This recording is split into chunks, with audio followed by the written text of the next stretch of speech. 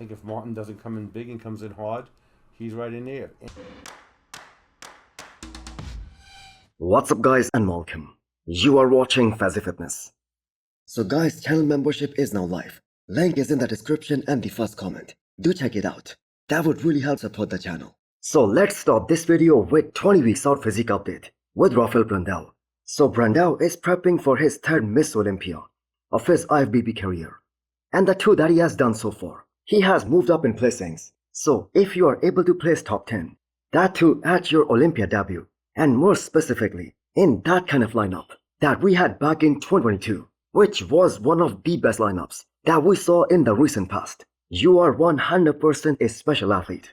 And Brandao moved up from 10th to 8th last year, and that was another milestone. Although that wasn't the placing that Brandao was looking for. He was aiming to be top 5, but still, being able to place top 8 in the world, that isn't a minor feat. And maybe he could have placed a couple of spots higher if he was in that same condition as he was at the Arnold, Ohio last year.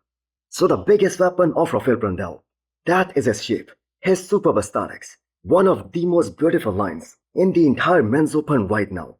But the problem for him, that has been the same ever since he turned pro. He's competing in the era of Samson Dauda and a guy like Andrew Jack, who are both very aesthetic, but at the same time, they are way bigger, way muscular, and way more dense than him. And we know both these guys, they take up so much space on the stage, and they look so powerful.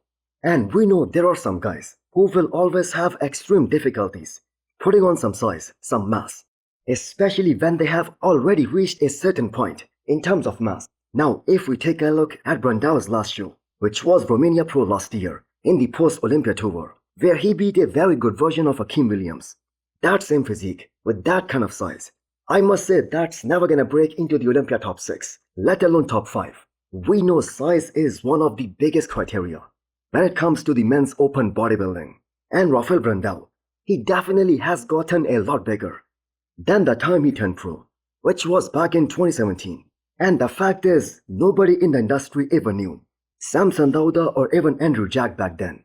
So what did you guys think of Rafael's chances at this year's Miss Olympia? Can he beat a guy like Brandon Carey once again if Brandon comes in the way he did for this year's Arnold? And can he beat a guy like William Bonac and also Michael Krizzle? Do let me know what you guys think. So that right there is a world-class backlash spread by Regan Grimes at 3 days out of this upcoming California Pro, his second show of the season. And the fact is, we can critique Regan that he lost his pop and his fullness, especially from the front. As the show went on, he kind of faded by the end of the prejudging, but he had one of the best backs this past weekend, even in comparison to a guy like Nick and William Bonac and also Michael Krizzle, and all these guys, they have amazing backs. So Regan was shredded to the bone, very dry in both the back shots, which kind of shows us that there is no lack of effort in terms of the work ethic from Regan Grimes. Just like Derek Lunsford, he's a guy who lacks that depth and the density from the front. And if Regan is really flat, that way he became, as the show went on at the New York Pro, it turns into a disaster for him. Because for a frame like that, which is so aesthetic, so beautiful, the fact is he loses quite a lot of muscularity as soon as he lifts up his arms to hit that front double biceps. But again, I keep on going back to his back shots. How many men's open IFBB pros have that kind of depth in their hamstrings and the glutes? I'm gonna say not many. And back has always been very strong, and the money shots for Regan. Now that being said, I must say I was kind of surprised that multiple experts out there, they have Bruno Santos beating a guy like Regan Grimes at this upcoming Cali Pro. Now you have got to remember one thing, even an off Regan, that does appeal to the judges, because he is one of those tall, very aesthetic, very classic looking guy in the men's open. And he has placed top 9 in the world, and that was at the Olympia back in 2023. And the version we just saw from Regan at this year's New York Pro, that was miles ahead from that Olympia physique. So Regan for sure is gonna qualify for the Olympia this year. But the fact is, his goals, they are bigger than that. First of all, he wants to be in the top 6 at the Olympia this year, which by the way is a very difficult goal. And then second of all, he wants to win the Olympia title, which kind of seems next to impossible at this point. And as of right now, he cannot take on a guy like Samson Dauda, Hadi Chopin, Derek, Nick, or Andrew Jack. and maybe even Martin-Fitzwater. So those are our top 6 right there. But do let me know, what did you guys think? Next up, we have an update from Terrence just a few days after winning both the New York Pro and the Pittsburgh Pro. So Terrence is back to work because he knows another improvement phase is needed. And I'm gonna go as far as saying that it is necessary if he wants to maximize his chances of fighting for that Classic Physique Olympia title this year. Now, it is so crazy to think about this, that there was a difference of 12 pounds in terms of the stage weight for Terrence from back in 2023 to what we saw this year. And what's more astonishing, that he still has another 6 pounds of room to grow to get even bigger, which certainly is the biggest gap anyone has if we look at those Olympia top 6. Where I'm gonna go as far as saying that even those Olympia top 10, even they do not have that much room. So most of these guys out there, they have such a hard time making that weight cutoff for Classic. But Terrence really proved a point here, that the way he was able to win the New York Pro, he absolutely cleared all the doubts in regards to his victory against Josema Beast at the Pittsburgh Pro specifically, and that win at the New York Pro. That too again with the perfect scores. That really proves that Terrence, when he is truly on, he is the most dangerous competitor in that entire division right now, who has some beautiful lines, such a static physique, amazing symmetry, and the only one thing that he was missing earlier in his career, the arms. They have also came up a lot. So moving forward, Terrence's main focus, that is gonna be improving his back. And by no means I'm implying that his back did not look good at the Pittsburgh Pro and the New York Pro. But the fact is there are better backs in the Classic Physique division right now than Terrence. So he's a 2 times Honor champion, a 2 times runner-up at the Olympia. And the man is 100% a title contender for the Olympia this year. So Nihat, the best built 22 years old on the planet right now, one of the most astonishing physiques at such an early age. He's looking peeled out of his mind with 4 more weeks to go till this year's Dubai Pro and weighing over 220 pounds. And that is a proof that he's outgrowing even that 212 division, and that too very fast.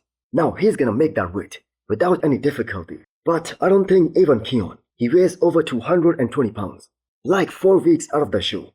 Just for a reference, Keon's stage weight last year at the Olympia was 200 pounds. Although the man is so damn unique that he easily looked over 220 pounds. But that is a different thing. The man just opens up so much, and because of his insane genetics, he looks so much bigger than he actually is.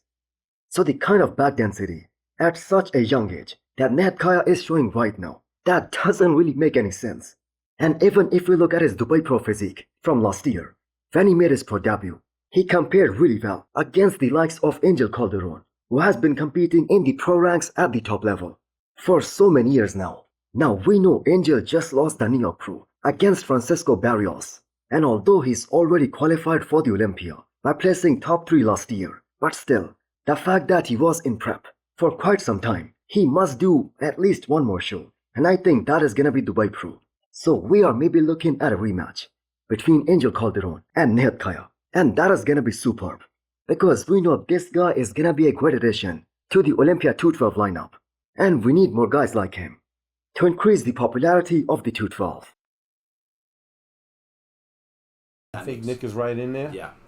I think if Martin doesn't come in big and comes in hard, he's right in there. Andrew Jack could put it together. He's right in there. I mean, so even though the Pittsburgh Pro that did not go as Martin planned, and he was kind of lucky to fend off a very good-looking William Bonac, because a lot of people out there, they had Bonac in 3rd place ahead of Martin. But that being said, that 3rd place is the spot where most of the experts out there had him before the show. Now Steve Weinberger, the head judge of the Olympia, he's still putting his name out there among the top 6 guys who can potentially fight for the Olympia title this year. So this must be very encouraging for a guy like Martin. If they try to play the size game at the Pittsburgh Pro because of the mutant, and he was trying to come in very heavy, then that turned out to be a very bad call, because we can all agree that Martin's muscularity, especially in the upper body, that is nowhere near to a guy like Nick Walker or even Derek.